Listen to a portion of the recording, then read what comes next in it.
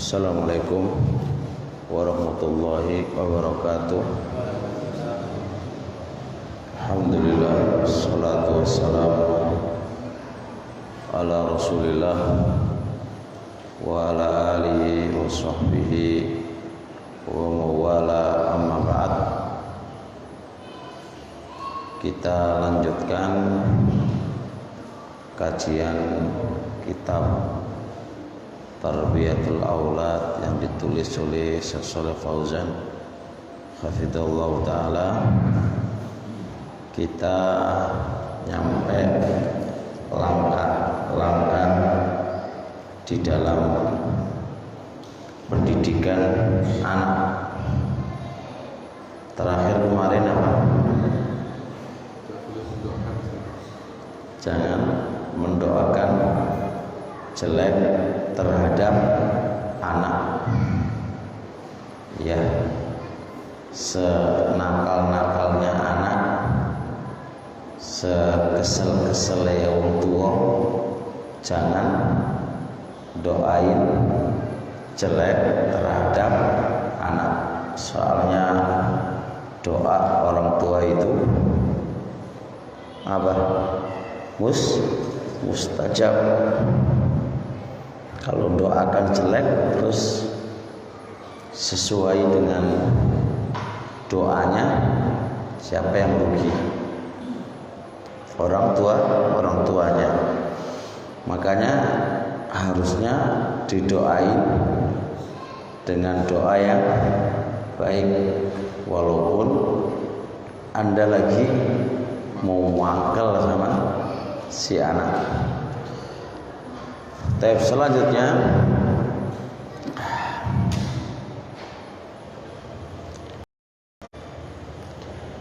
ta'limut tifli kalimatat tauhidi, mengajarkan kepada anak yang masih kecil itu kalimat tauhid. Kalimat apa? La ilaha illallah. Jadi bocah yang masih kecil, sing masih tiflun, belum mumayyiz, itu diajarkan kepadanya kalimat tauhid, la ilaha illallah gitu. Bahkan kepada anak yang belum bisa bicara, itu pertama kali itu tuntunan kalimat apa? Tauhid. Jadi sebelum ngomong bapak terus ibu, itu pertama kali sebelum diajarin kata bapak dan kata ibu itu kalimat tauhid dulu, la ilaha illallah. Nah, masyarakat sekarang itu diajari apa sih? Abi, ayah sama bapak, itu salah, kurang pas lah. Dalam sebuah hadis dari Ibni Abbasin radhiyallahu taala anhuma Allah walakinuhum indal mauti la ilaha illallah. Kata Rasul, iftahu, bukalah, ala sibyanikum, terhadap anak-anak yang masih kecil.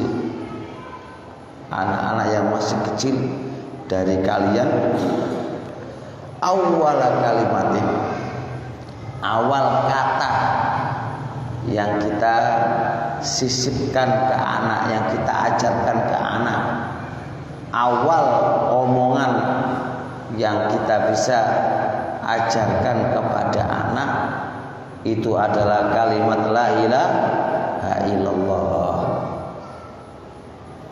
Itu pertama kali, Pak. Jadi sadurunge anak itu ngomong yang lain, ngomong apa yang lain itu pertama kali itu ini la ilaha illallah. Panjang ya? Hah? Panjang lah ya. Biasanya arek kan pelat-pelat ya. Ya ora apa-apa diajar wae. Ya pertama la dulu, terus ilaha illallahu gitu Pak.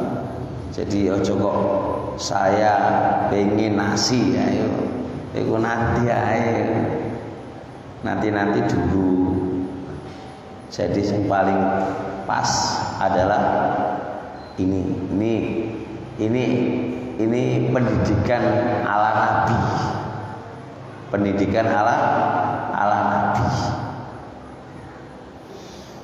Nah, Ummu Sulaimin radhiyallahu taala anha tulaqinu ibnaha Anasan.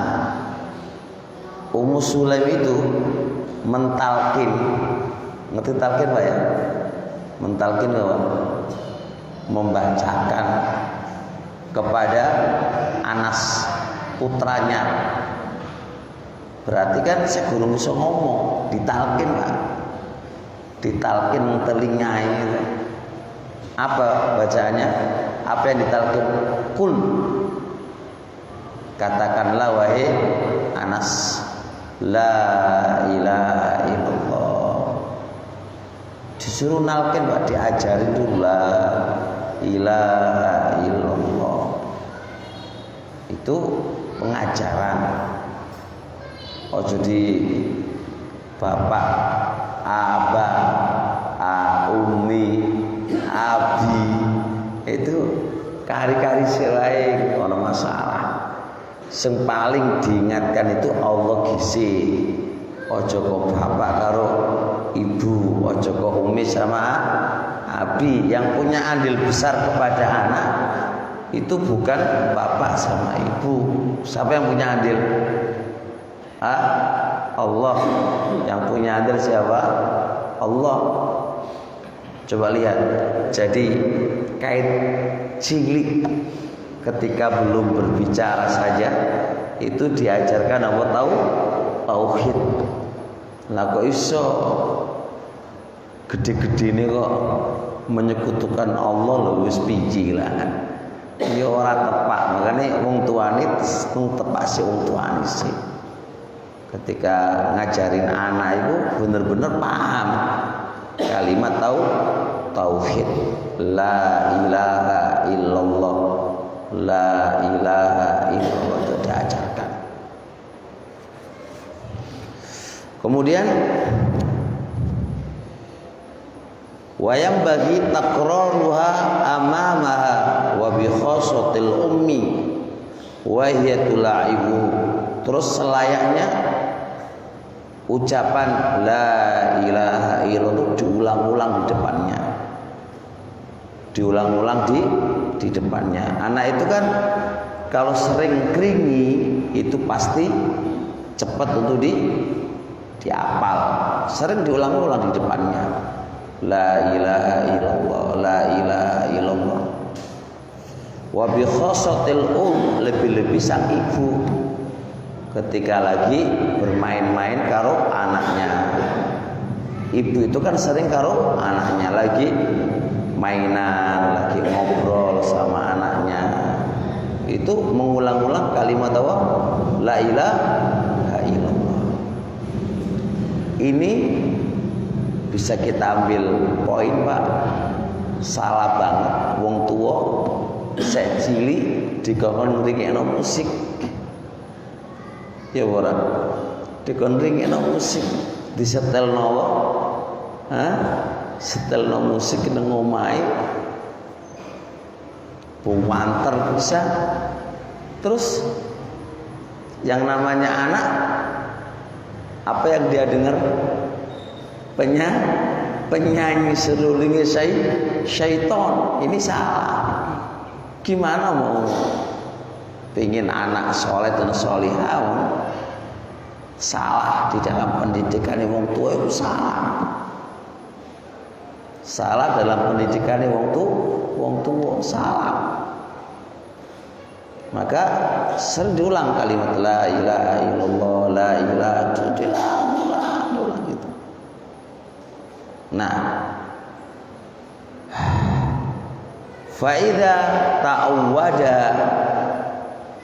wa bada'a ya'qil, dan apabila sang anak itu mengulang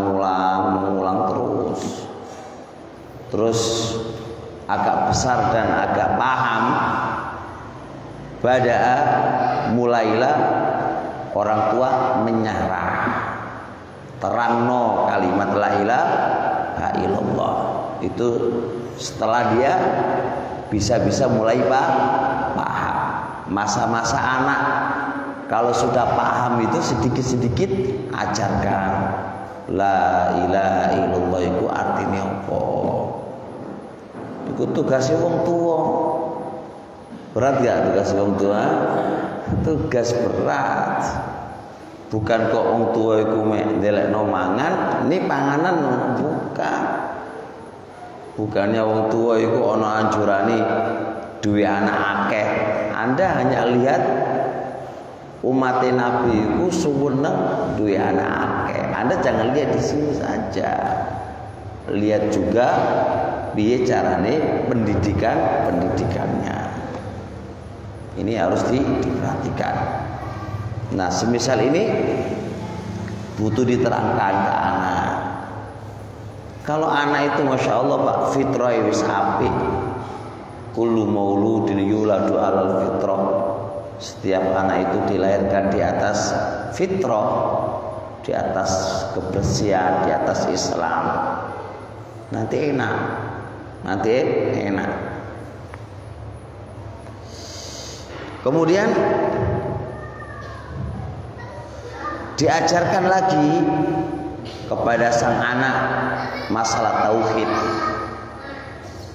bahwasanya Allah itu ada di arsy. Itu mulai kecil orang tua nanamkan Allah itu ada di mana, di mana-mana atau di langit. Tempuh di Pak. Allah tempuh di yang bapak-bapak itu tempuh di Pak Allah Pak. Di mana-mana ya Allah deh. Di kamar mandi enten Allah Pak. Bapak-bapak Allah tempuh di Pak. Tempuh di pudi tuh pripun? Enggak itu loh. Bahwa yang di luar itu loh. Allah tempuh di Pak. Tempuh di pudi. Nggih salah Pak. Buktine kata jenengan mengatakan Allah itu teng pundi-pundi, pas donga sampean ngangkat tangan ngene-ngene apa ngene Pak. Ayo Pak, jenengan kate ndonga teng dhuwur Pak nggih. Nah, berarti aja disalahno fitrahe Pak. Aja disalah fitrahe menungso ketika berdoa itu pasti fitrahnya itu mengatakan Allah niku teng atas. Bukan di mana-mana, kok di mana-mana di WC enten Allah, tempatnya kotor enten Allah. Wis piye lah Pak. Nggih. Paham Pak nggih? Allah ada di atas. Dalilnya gak usah banyak-banyak dalil. Fitrah sampeyan lho. Fitrah sampeyan ketika njaluk nang Allah itu kemana fitrahnya itu? Ke atas Pak. Senengan ketika ke laut terus dalam kondisi napa? Enten ombak. Kira-kira sampean jaluke nang jero laut to. Ngene-ngene to. Mboten to. Mosok jaluke jenengan nglebokno tangane sampean teng jero laut. Kan mboten. Pasti jaluk teng dhuwur teng atas. Iku berarti bukti Allah niku di atas. Mboten di mana-mana. Salah banget pemahaman wong-wong iku ya semboten jelas-jelas niku ya. Mengatakan Allah itu ada di mana-mana. Nah, disampaikan. Nah, kalau wong tua kita ajarin Allah itu melihat kita. Itu butuh dikeleni terus lah. Anak-anak itu dikeleni terus. Mau tidur sampein. Nah, Allah itu selalu melihat kita, gerak-gerik kita. Kita itu mencuri, mau ini. Itu kalau udah mulai paham, disampaikan. Coba lihat, tugasnya wong tua berat gak ini, Pak? Tugasnya berat ini. Jadi pas lagi main-main, anak disampaikan. Allah itu selalu melihat kita. Allah selalu mendengar omongan kita. Itu disampaikan itu. Nah, sampaikan juga wa annahul qadiru ala kulli syai'in, sampaikan juga Allah itu maha mampu. Lihat langit, siapa yang menciptakan, lihat ini siapa yang menciptakan. Itu butuh dipahamkan ke anak sejak dini. Ini loh tugasnya wong tua, Pak. Sama ingat-ingat, iki termasuk jariyai wong tua. Jadi orang tua kalau nggak gelem atau nggak bisa, nggak sempet ngajarin anak saat-saat umur yang demikian itu, sampean gak oleh jariyah, Pak. Ilmu yuntafa'u bi, ilmu yang bisa diambil manfaat, diambil orang. Jadi anak sudah sampaikan, anak itu investasinya siapa? Wong tua, investasinya wong tua. Jadi kalau sampean nggak perhatikan investasi sampean tuh bangkrut gak oleh apa-apa. Rugi sampean. Jadi harus benar-benar diperhatikan, mulai dini diajarin itu. Kemudian wa yu'awwidu tawakkula 'ala Allah. Anak itu diajari piye dibiasakan tawakal nang Allah. Itu latihan. Umur berapa tahun? 5 tahun, 4 tahun. Itu diajarin tawakal nang Allah. Wa anallahu wasyafi. Allah itu yang menyembuhkan. Kemudian wajib bagi kita mencintai Allah, mencintai Rasulnya, mentaati Allah, mentaati Rasulnya. Nah kayak gitu itu terus diajarkan, terus dibimbing, ditalkin, diterangkan di telinga-telinganya anak, sehingga anak itu sering mendengar kata-kata itu. Makanya teman-teman semuanya, ini rahasianya kenapa sih kita itu kok tawakali rendah. Terus kemudian apa? Pemahaman, keyakinan Allah melihat, Allah mendengarkan. Itu kenapa kok nggak nancep neng diri kita? Gimana mau nancep? Wong dari kecil orang ditalkin sama orang-orang tua kita. Jadi penancepan itu memang teko awal. Ngileni anak itu teko awal, itu senggarai nancep itu. Karena kan gini loh, tak gambarkan bahasanya orang Jawa kan ini. Piye-piye itu cinta orang pertama itu lebih tancep daripada kedua, ketiga kan ngono to. Kabarane bojo pertama itu luwe apa? Luwe cuwinta kan ngono to. Iku omongane wong lah biasanya. Yang kita ambil bukan itunya, Pak. Sesuatu yang nancap pertama kali itu yang paling susah dilepas. Itu yang paling susah. Ya, jadi orang yang paling pertama kali sesuatu yang nancap di hatinya itu yang paling susah untuk dilepas.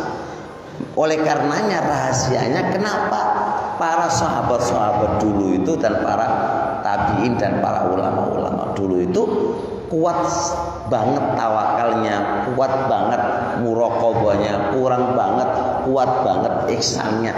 Ya karena dari dini itu dibimbing gitu loh. Dari dini itu dibimbing. Makanya kalau kelas TK, Pak, kelas TK, saat-saat TK itu kan saat cemerlangi anak. Dadaan diajari nyanyi itu ora tepak itu. Iku cemerlangi anak itu, Pak. Saat-saat cemerlangi anak, saat-saat sing paling apik kanggone anak, itu malah diajari ya nyanyi, diajari joget, diajari wis tepo ora tepak iku. Harusnya sesuai bimbingannya Nabi. Diajari napa kata-kata baik, terangno Allah, terangno Rasulullah. Ya gak usah terlalu gede-gede lah. Ya gak usah terlalu tinggi-tinggi enggak.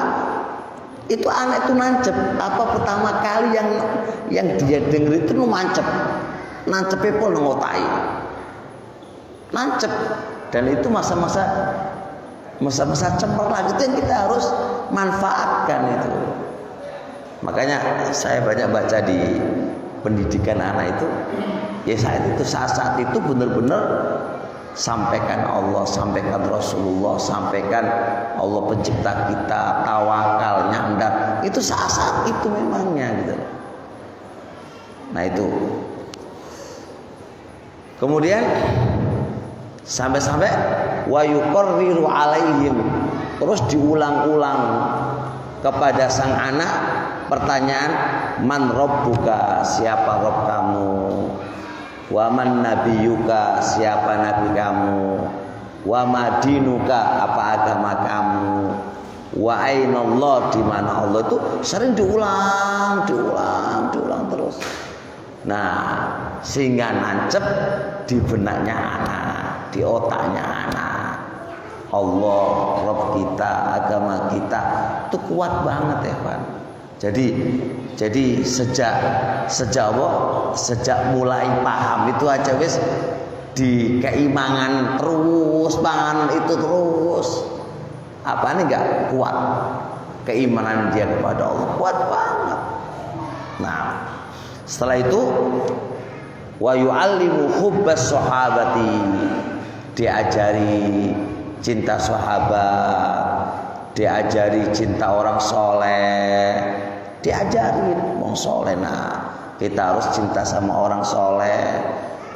Kemudian suruh ditalkin surat Al-Fatihah, surat Al-Ikhlas, kulhu, kuliyah, itu ditalkin terus. Nah, coba lihat pendidikan Islam kayak semisal ini, itulah yang bisa menjadikan anak itu anak soleh dan solihah.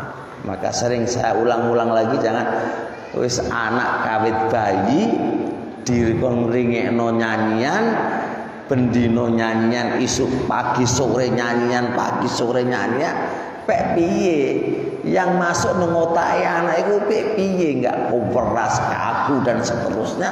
Bagaimana enggak kaku dan enggak keras? Wong makanan hari-hariannya adalah syaiton, sering-sering syaiton. Makanya jangan salah kepada pendidikan anak, nanti nyesel Pak. Jangan salah pendidikan anakmu itu, jangan sampai salah. Nanti nyesel. Karena apa? Karena anakmu itu adalah apa?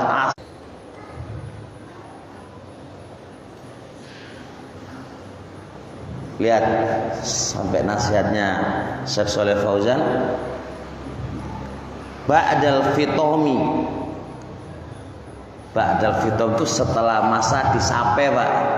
Berarti umur 2 tahun lebih kan, masa penyampaian kan 2 tahun lebih. Ini ba'dal fitom itu masa penyampaian itu. Umur 2 tahun wis diujeki kok ngono, Pak. Jadi umur 2 tahun ku wis diajarin pendidikan hari-hari, didengarkan kata-kata baik, dijelaskan. Masya Allah, jadi ibu itu tugasnya banyak banget itu. Ya, tugasnya ibu, tugasnya bapak, pendidikannya anak, pendidikannya ini bapak ini dan ibu, ini orang tua. Kata di Masya Allah, lihat, fala tastahin bihadhil marhalati wala taqul huwa shaghirun la yaqil. Anda itu jangan meremehkan pendidikan anakmu di masa-masa ini, dan jangan sampai Anda itu mengatakan iku lu sek cilik nggak paham opo-opo. Keliru omongan kayak gini, keliru. Justru saat-saat itu saat cemerlang Pak, dicuci otaknya, dipahamkan dengan pemahaman yang benar, dimasukkan sesuatu yang inti dari akidah-akidah dan prinsip-prinsip yang kuat saat-saat itu. Nancep-nancepe ilmu yo saat-saat itu. Masya Allah.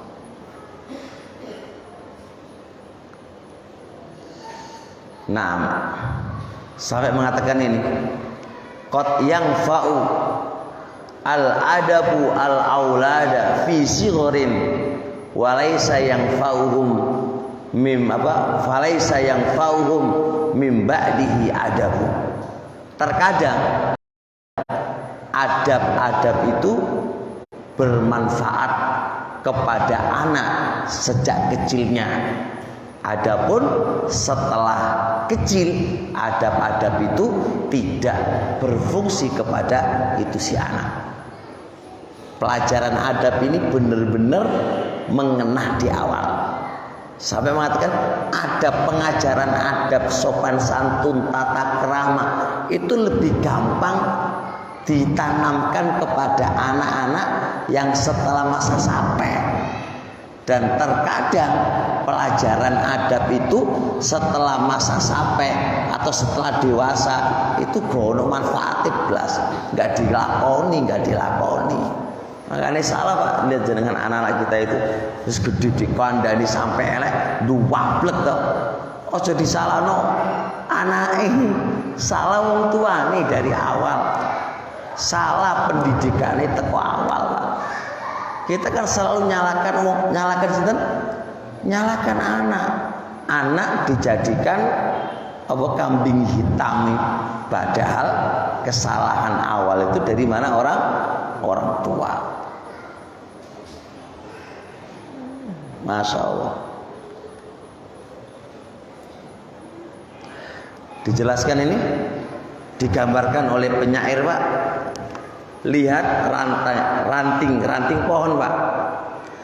Anda ingin meluruskan ranting pohon sejak kecil Pak, Anda ingin luruskan bisa lurus. Tapi kalau ranting pohon itu wis gede, wis tua Pak, itu sama luruskan patah. Itu gambarannya. Ranting itu Pak, sek cilik, sek enom, itu sama luruskan Pak. Sebagaimana anak Pak sengkate bocah cilik iku iso diluruskan karena masih bocah. Makanya jangan diremehkan pendidikan anak saat-saat itu. Kalau wis sodok gede Pak, kelas 6 SMA, rata-rata kasus pondok anak-anak semua kali itu apa? Dari keluarga yang tidak benar. Pendidikan wong tua teko awal itu ora bener Pak. Iku wong tua. Jadi ini pesantren. Karena teko awal itu ora genah, ora tepak gitu loh. Wis ora tepak. Fa'awidhu adabal aqli. Biasakan itu anak adab-adabnya makan. Itu mulai kecil diajari. Telan Pak, wong santri Pak wis gede-gede ngerti ilmune lho. Mangan iku aja tangan kiwa lah, tangan kiwa wae. Yo iya kebiasaan caci dari kecil mangan tangan kiwa wae. Sak bapak-bapakne sak mbok-mbokne tangan kiwa wae. Nah iki salah. Makanya ajar sejak kecil itu anak itu adab-adab makan. Sejak kecil mangan tangan kanan, makan tangan kanan, ojo terlalu tamak, ojo terlalu jasa. Itu jasa, ya karena pendidikan awal. Masalah ini. Fa'awwitu adabal aqli. biasakan dia adab-adab anake melok tangan kiwa. Nah wong tuane turune karo mengkurep ya anake melok turu karo mengkurep. Nah wong anake bapakne turune iku ketok kabeh aurate ya melok anake ya kaya ngono ya padha lho majine ilmu iku nurun, Pak. Ilmu iku ya nurun wae. Ngerti nurun ora? Nyontok. Ilmu ku nyontok tok nurun, Pak. Melok. Baik ya. Kemudian wa yunafiru minal akhlaqir radhiyati kal kadibi wal ananiyati wal ghirati min ikhwani. Orang tua itu sudah yunafir,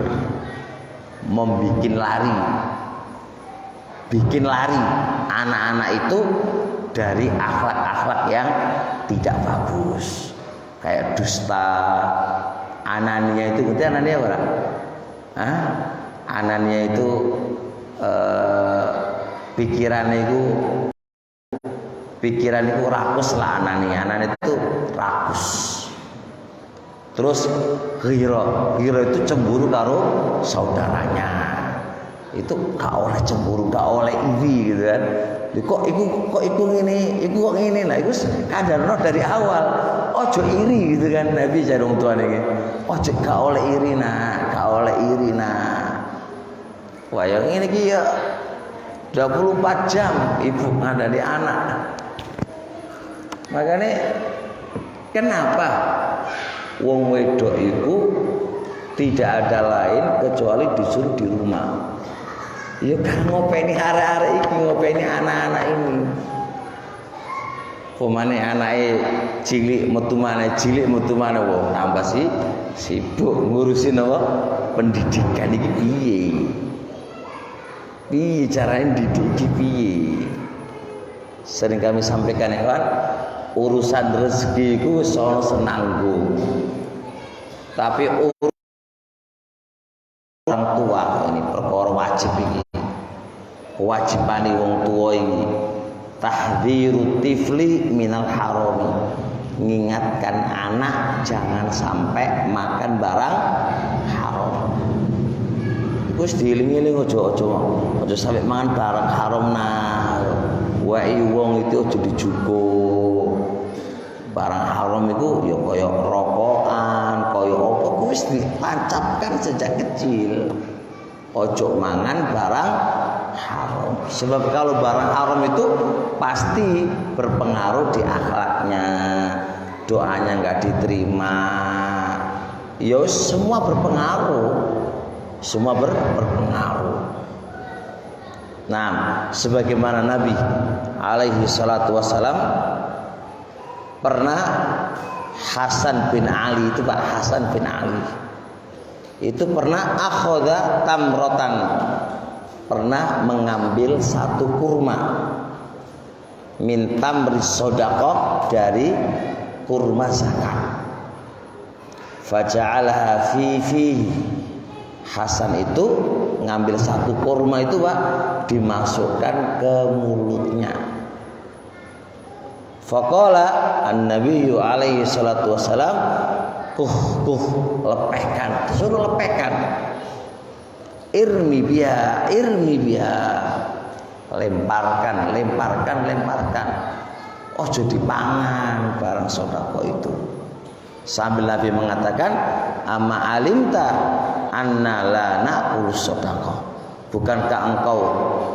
Apakah engkau enggak ngerti bahwasanya kami ini keluarga Muhammad ini tidak halal makan sedekah, tidak halal makan zakat, tidak halal.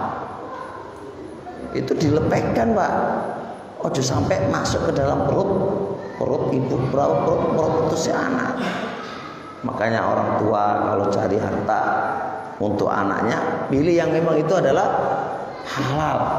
Ojo sampai masuk ke anak-anak itu barang-barang haram. Berpengaruh Pak, berpengaruh kesuciannya, berpengaruh ke akhlaknya, berpengaruh dalam ibadahnya, berpengaruh di dalam kesolehannya itu berpengaruh banget, banget. Dan sering kita amati Pak, anak-anak yang dulu dimakani, dikasih makan barang apa? Barang riba. Coba lihat anak-anaknya kayak apa? Hah? Wah, ini karo tuane lah. Tak sekolah no, tak kuliah no, kok sewa nih karo tua. Kan selalu wong tua kan nyawano anak. Sehingga seakan-akan wong di kuliah no itu pasti apa? Jadi soleh dan solihah. Padahal nggak jaminan. Berapa banyak orang selesai kuliah yo bejat yo wakeh. Tapi itu salah kuliah Pak. Ya memang salah wonge dan pergaulane kan gitu loh. Jadi ayolah bapak-bapak tanggung jawab. Bukan kok menikah itu lalu enak ngora. Tambah tanggung jawab. Tanggung jawab yang paling besar bukan istri Pak, anak Pak. Soalnya istri kan wis digarap wong tuane, kita tinggal apa? Mek nemu apa? Nemu ngono ae. Yang susah itu dari kecil iki lho, anak-anak kita iki lho, iku piye iku pendidikan.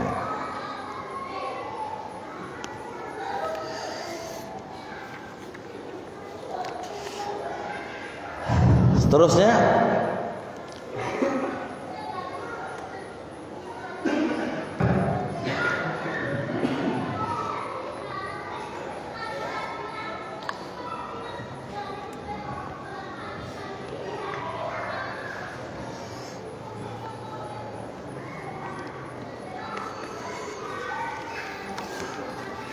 dilanjutkan oleh Syekh Shalih Fauzan hafizahullah taala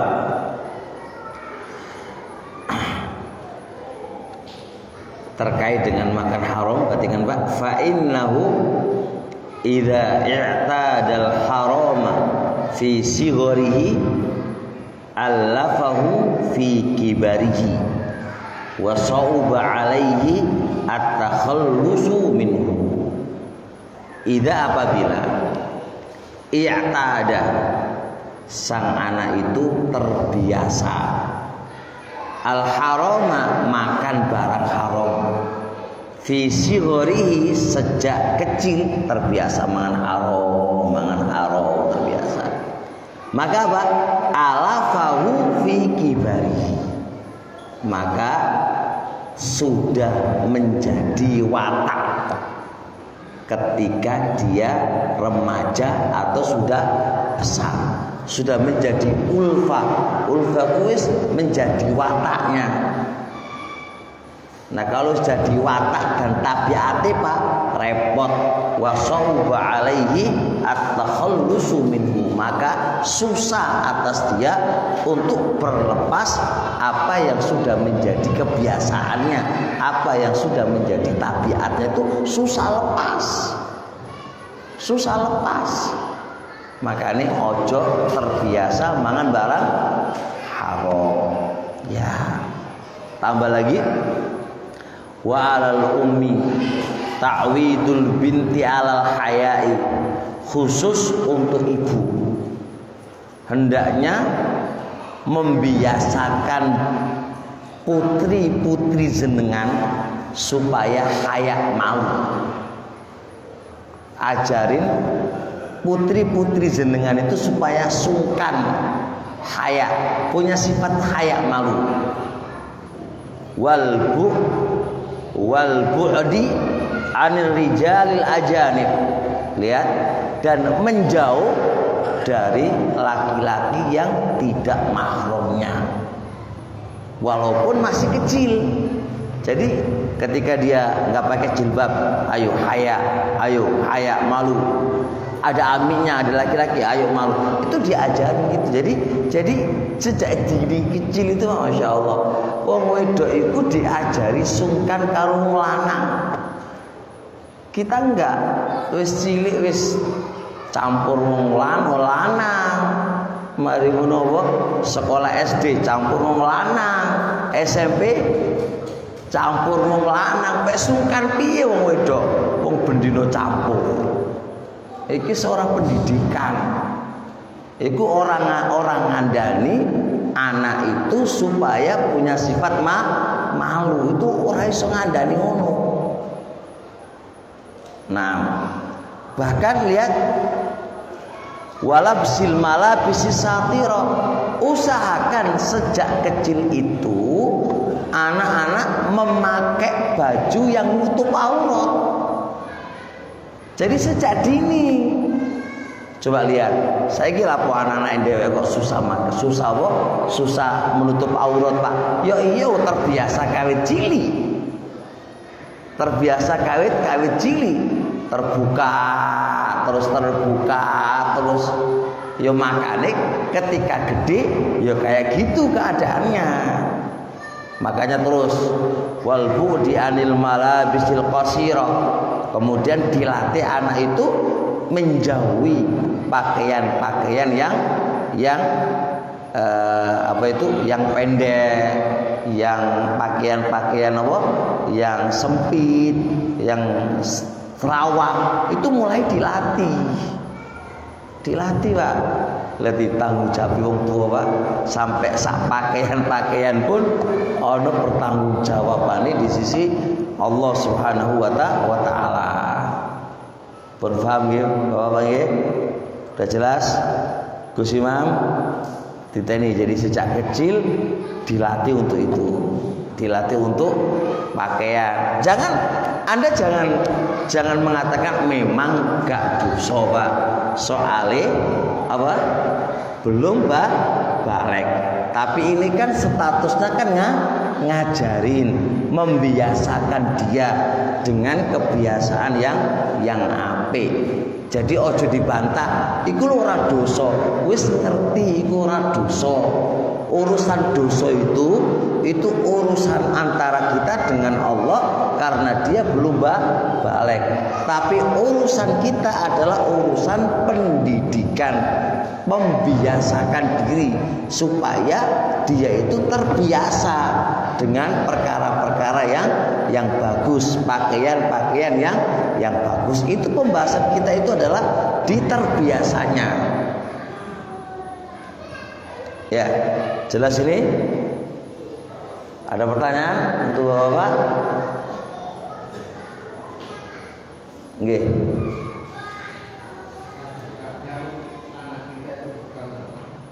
Apa? Tanya.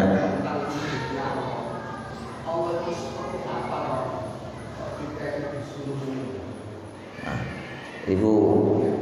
ibu anu Pak, butuh dirupiah. Nggih, guyonan Pak, guyonan sik. Gak metenteng sik ngono Pak.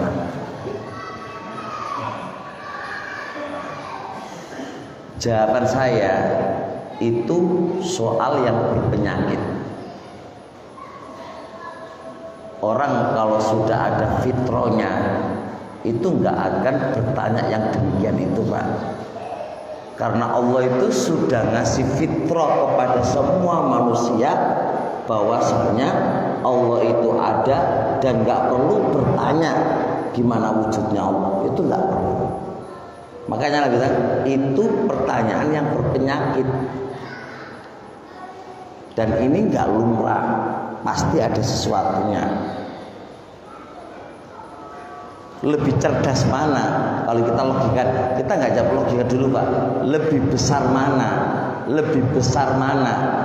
Lebih cerdas mana? Kita atau sahabat Nabi? Sahabat Nabi saja dan Nabi kita Muhammad saja nggak kok nanya ini di wujudmu ya Allah gitu kan? Jelas ya Pak? Paham nggak? Paham awal nggak? Ini paham dulu awal ini. Bapak paham kan gimana cara jawabnya anak kan? Nggih. Nggih, saya paham Pak. Iya, bentar. Iya.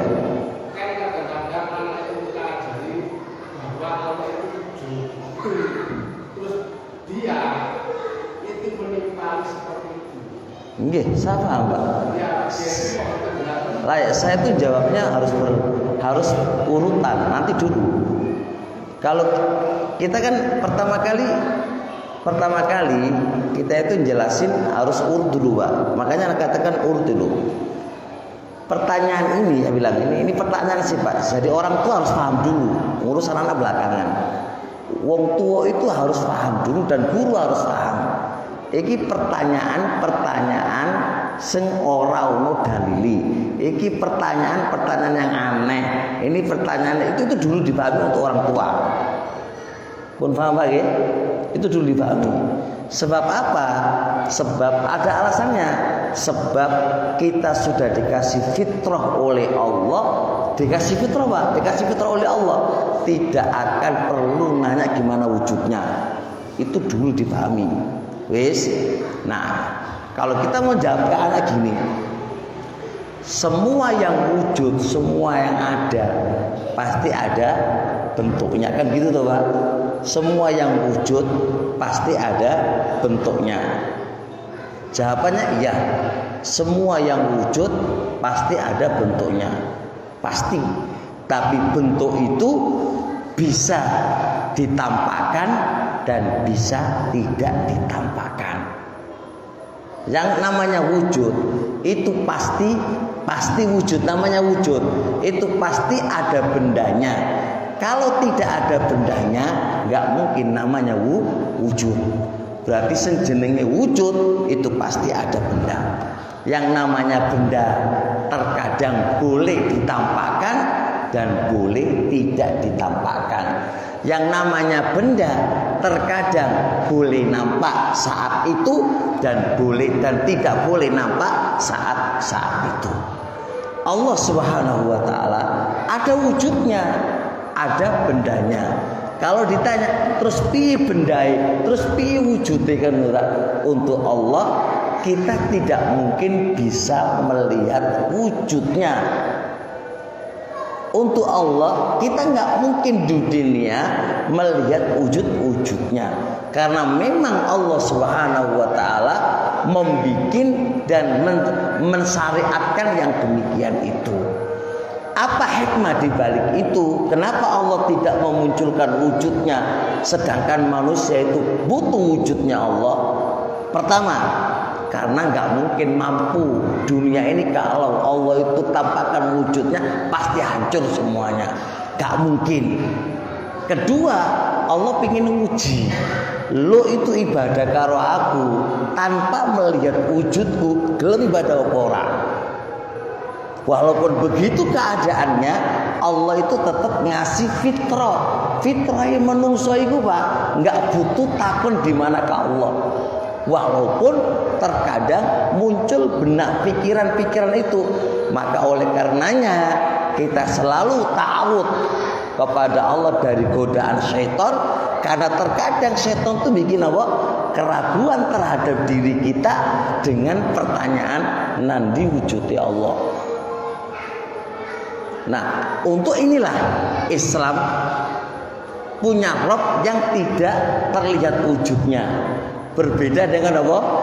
Agama-agama yang lain. Agama Nasrani ada nggak wujudnya Rabbnya? Hah? Ada. Jahiliyah ada nggak wujudnya? Ada. Untuk Islam ini Allah ada wujudnya loh, nggak ada wujudnya loh. Ada wujudnya. Cuma wujudnya Allah tidak mungkin dilihat ketika di dunia. Bagaimana tidak? Hijabnya Allah itu adalah cahaya. Kalau dalam hadis, jikalau cahaya ini disingkap cahaya ini, la ahraqat, akan terbakar sejauh pandangannya Allah itu memandang. Nah, kalau pandangannya Allah memandang, berarti seluruh dunia ini kan apa? Akan hancur. Yang kedua, zatnya Allah itu paling besar. Gak mungkin Allah itu akan apa? Ada di bumi, pasti akan hancur itu. Pasti akan hancur. Oleh karenanya Allah Subhanahu di atas langit, yang di atasnya lagi nggak mungkin itu ada dunia. Nggak mungkin ada. Dia yang paling tertinggi dan di bawahnya semuanya adalah makhluk. Karena apa? Karena Allahu Akbar. Allah itu yang paling besar. Zatnya Allah itu paling besar. Jadi secara real adilah dan logikanya itu nggak mungkin. Dan hikmah kenapa Allah tidak menampakkan wujudnya sebagai Rabb yang disembah, itu hikmahnya banyak banget. Dan hikmah yang paling besar adalah yang Anda sampaikan tadi, adalah itu diajarkan ke anak. Jadi tidak semua wujud itu pasti harus dilihatkan bendanya. Sekarang saya lagi gini, ada organ apa ya, sesuatu wujud, tapi kalau ini ditampakkan bisa meledak. Kayak apa Pak ya?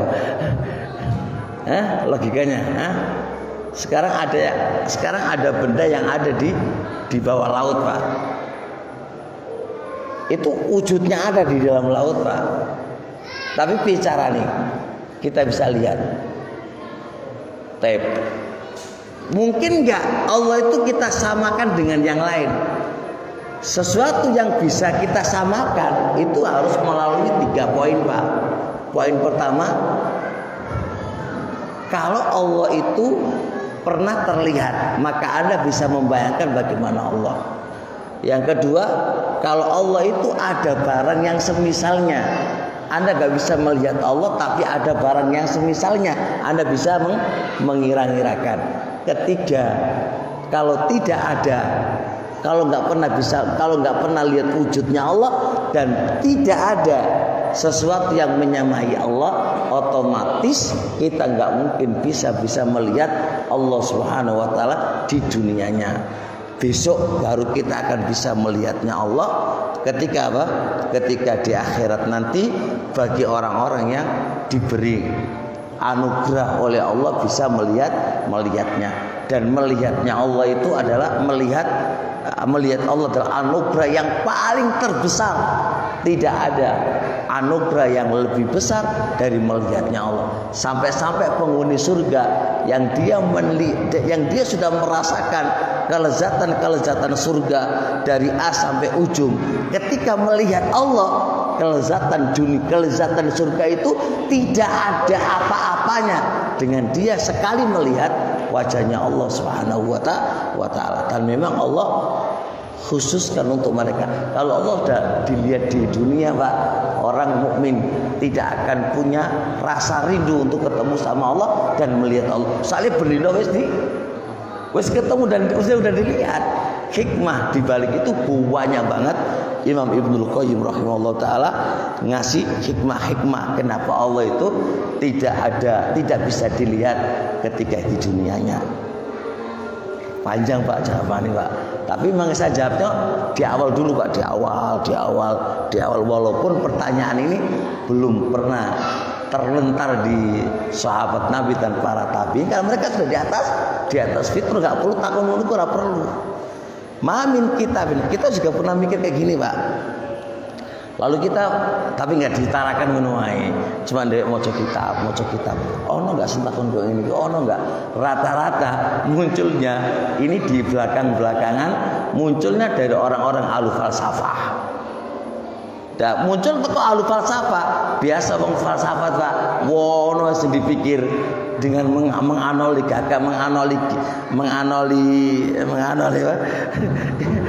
Itu begini. Itu bang falsafah. Nah, kok muncul anak yang umurnya 10 tahun? Kok muncul pertanyaan ini Pak? Saya yakin ada orang yang memunculkan pertanyaan, bukan dari fitrahnya dia. Pasti ada orang yang memunculkan iman delok TV, iman delok apa semuncul niki. Kalau fitrah hamba wis ora perlu takon ngono. Lapo ngono. Wis jalan ae beribadah kepada Allah. Soalnya Allah sudah mengalirkan secara fitrahnya gitu. Perubahan teman, perubahan HP, perubahan itu senggarai aneh-aneh takonane, aneh-aneh pertanyaannya. Begitu Pak ceritanya gitu kan. Makanya jawaban saya tadi di awal-awal memang begitu karena memang kok idai kayak gitu jawabannya. Jelas ya? Pembahasan Pak. Nggih.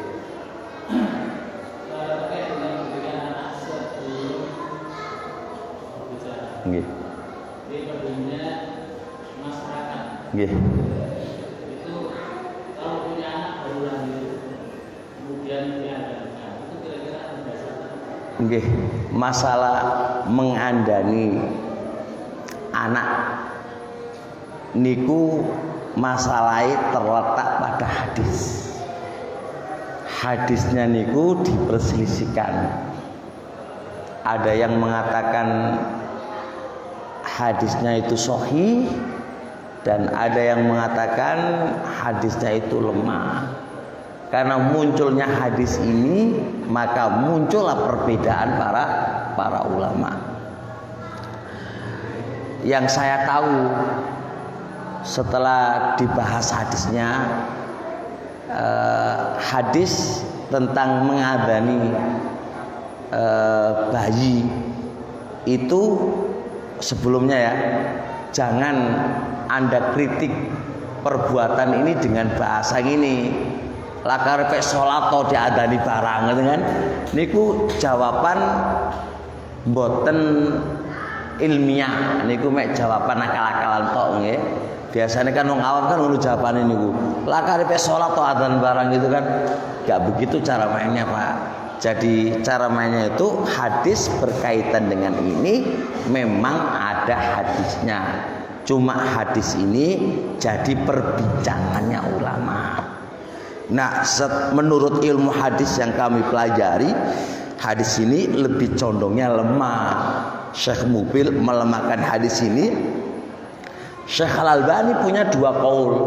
Di qaul pertama mengatakan hadis ini sahih, terus di qaul kedua beliau rujuk dan mengatakan hadisnya ini lemah. Semua jalannya hadis tidak bisa terangkat menjadi hadis ini sahih.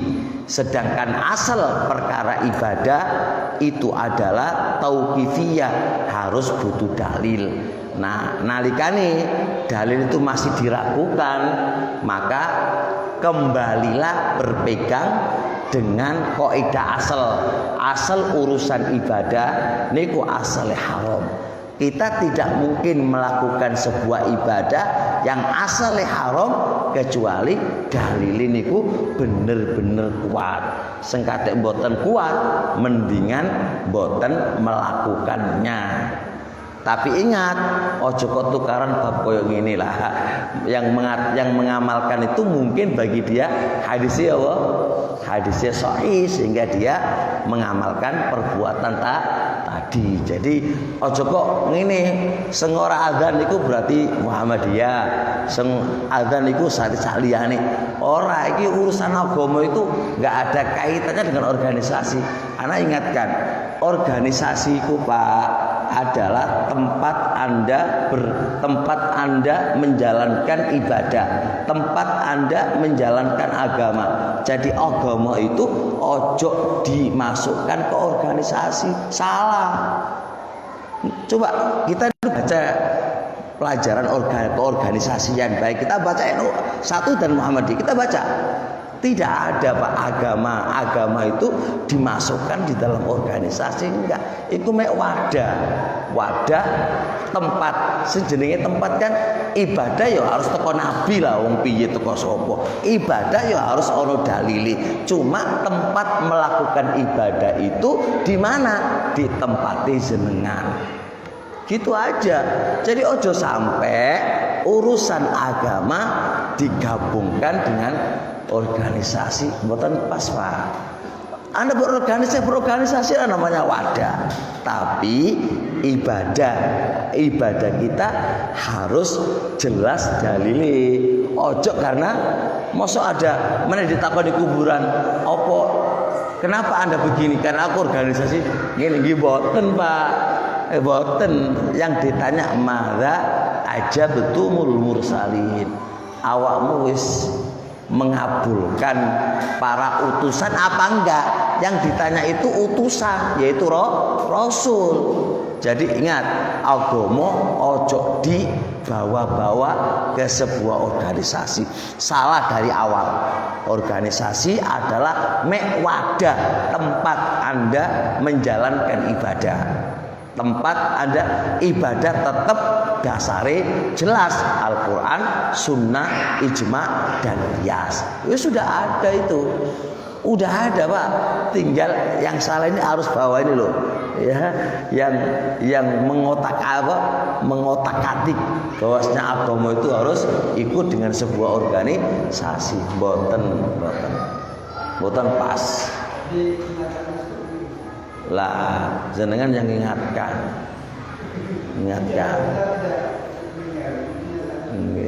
Jadi, kayak saya contohkan loh Pak. Ini air putih Pak, tetap isinya aqua. Mbok wadahi iki gelas dandang kek, mbok wadahi apa? Wadah apa? Botol, tetap isinya apa? Air aku lho ngono lho Pak. Wadah kan ora masalah, seperti banyune apa? Nah, ojo kok sampai wadah iki mempengaruhi airnya, salah Pak.